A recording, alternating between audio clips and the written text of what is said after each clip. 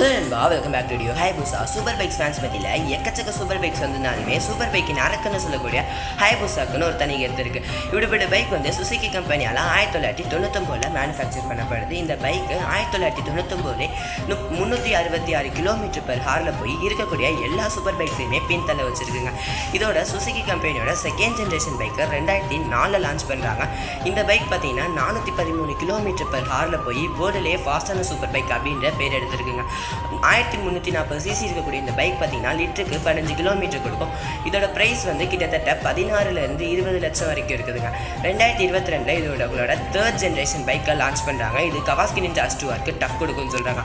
உங்களுக்கு எந்த bike பிடிக்கும்ன்றல comment பண்ணிட்டு இந்த வீடியோக்கு லைக் பண்ணி சேனல் சப்ஸ்கிரைப் பண்ணி பெல் ஐகான் செஞ்சுக்கோங்க. அடுத்த பக்கம் பேசி